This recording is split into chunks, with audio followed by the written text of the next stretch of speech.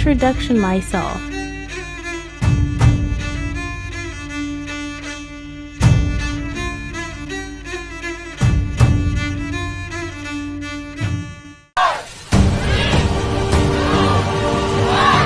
Pertemuan 11. Human Capital. Modal manusia. Apa sih arti dan pentingnya human capital? Istilah human capital pertama dikemukakan oleh seorang ekonom bernama Theodore Spules yang berpendapat bahwa peningkatan kesejahteraan pada perusahaan tidak tergantung pada tanah, peralatan, energi, sumber daya, melainkan pada kompetensi pengetahuan dari pegawainya. Kemudian, ia mendeskripsikan posisi human capital sebagai kemampuan sumber daya manusia yang diperoleh melalui investasi pada sumber daya manusia yang mendeskripsikan bahwa human capital terdiri dari 4 hal yaitu 1 kemampuan, 2 perilaku, 3 usaha, 4 waktu. Dan semuanya ini dimiliki dan dikendalikan sepenuhnya oleh pegawai. Untuk mendeskripsikan human capital sebagai kombinasi dari keempat faktor tersebut sebagai berikut. 1. Karakteristik sifat yang dibawa pada pekerjaan, misal inteligensi, energi, sikap positif, keandalan, komitmen. 2. Kemampuan seseorang untuk belajar, yaitu kecerdasan, imajinasi, kreativitas, bakat. 3. Motivasi untuk berbagi informasi dan pengetahuan, yaitu semangat tim dan orientasi tujuan. Peran human capital sebagai kunci keunggulan organisasi. Kunci keunggulan organisasi terdiri dari 3 kelompok utama dari aset perusahaan, yaitu aset finansial. Misalnya, uang tunai dan surat berharga, aset disebut financial capital.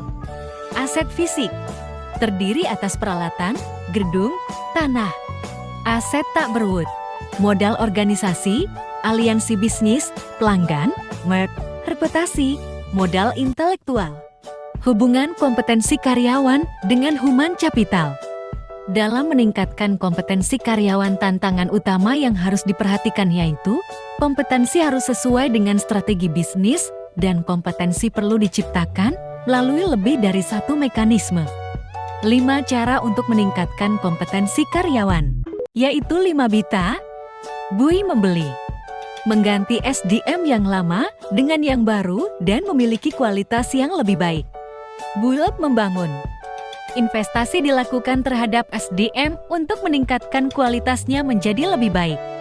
Boro meminjam, penggunaan konsultan atau partner efektif memungkinkan berbagi pengetahuan dan desain kerja baru. Bangs melambung, perusahaan harus mengeluarkan karyawan yang bekerja di bawah standar. Bank mengikat. Mengikat karyawan jangan keluar merupakan tindakan kritis pada semua tingkatan. Transformasi peran divisi sumber daya manusia. Model konseptual yang dikemukakan oleh Ulrich menggambarkan bahwa transformasi divisi peran sumber daya manusia yang didasarkan pada 2 dimensi utama, yaitu dimensi operasional dan dimensi strategik. Dari 2 dimensi ini muncul 4 peran sumber daya manusia, yakni strategic partner, administrative expert, employee champion, dan agent. Strategic partner, yaitu Departemen Sumber Daya Manusia harus mampu menjadi partner bagi manajer lini dan manajemen lainnya dalam mengeksekusi strategi dan membantu merealisasikan perencanaan. Administrative expert, membantu tercapainya efisiensi administratif dan memastikan bahwa cost dapat dikurangi dan kualitas tetap terjaga secara kontinu. Employee champion, Departemen Sumber Daya Manusia harus dapat menunjukkan komitmennya terhadap manajemen dan pada waktu yang sama berusaha meningkatkan kontribusi karyawan lebih besar. Change agent, Departemen Sumber Daya Manusia harus dapat menjadi agen perubahan yang kontinu, membantu proses-proses dan kultur secara tingkat kompetensi dalam sistem pengukuran human capital. Activity level, yaitu pengukuran aktivitas rutin sumber daya manusia seperti rekrutmen, pemberhentian, promosi, dan lain-lain untuk syarat laporan internal. Functional level, yaitu kolaborasi dengan unit fungsional organisasi, misal divisi dalam mengukur aktivitas, mengumpulkan dan menerjemahkan data, dan mengambil tindakan koleksi. Strategic level, yaitu tingkatan analisis tertinggi, sehingga dapat memberikan gambaran perusahaan secara penuh, memberikan pemahaman hubungan antar SDM, strategi, dan kinerja. Dari ketiga tingkat kompetensi di atas, diketahui bagaimana melakukan pengukuran nilai human capital pada ketiga tingkat tersebut, dimulai dari tingkat korporat dalam unit bisnis fungsional, tingkat rendah yaitu aktivitas dari divisi sumber daya manusia.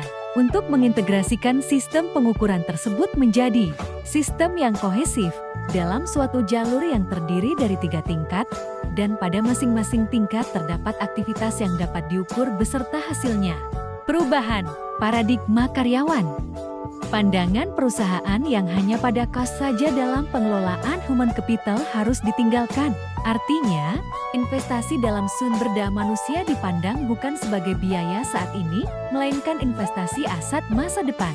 Langkah perusahaan mengubah pola pikir. Pertama, seberapa besar pengeluaran investasi yang telah dikeluarkan perusahaan untuk sumber daya manusia? Kedua, bagaimana tingkat return of investment ROI atas investasi tersebut? Ketiga, dapatkah dari beberapa investasi tersebut dialokasikan kembali untuk mendapat ROI yang lebih baik? Selain itu, tantangan juga datang dari investor jika mereka membutuhkan informasi untuk membuat keputusan tentang sumber daya manusia, sehingga mereka memiliki gambaran perusahaan komprehensif dan dapat memprediksi kemampuan perusahaan dalam menciptakan nilai di masa depan. Mengidentifikasi human capital. Dua hal yang mendukung kontribusi investasi human capital ke dalam perusahaan. Pertama, karyawan dengan human capital tinggi lebih mungkin memberi layanan konsisten dan kualitas tinggi, sehingga perusahaan tempat mereka bekerja dapat mempertahankan pelanggan atau menarik pelanggan baru. Kedua, pelanggan potensial dapat menggunakan kualitas human capital dari karyawan perusahaan sebagai alat penyaring untuk memilih layanan yang mereka sediakan. Untuk keberhasilan perusahaan, proses, atau bisnis apapun tergantung pada 3 keterampilan yaitu commodity skill, yaitu kemampuan tidak spesifik untuk bisnis tertentu, dapat langsung diperoleh dan lebih kurang sama nilainya bagi setiap bisnis, misal kemampuan mengetik, kemampuan komputer. Leverage skill, yaitu pengetahuan yang meskipun tidak spesifik untuk perusahaan industri, tetap relatif lebih berharga bagi perusahaan tertentu daripada perusahaan lain, misal programmer di bank berbeda nilainya dengan programmer di perusahaan komputer. Proprietary skill, yaitu pengetahuan spesifik bagi perusahaan, misal hak paten dan merek.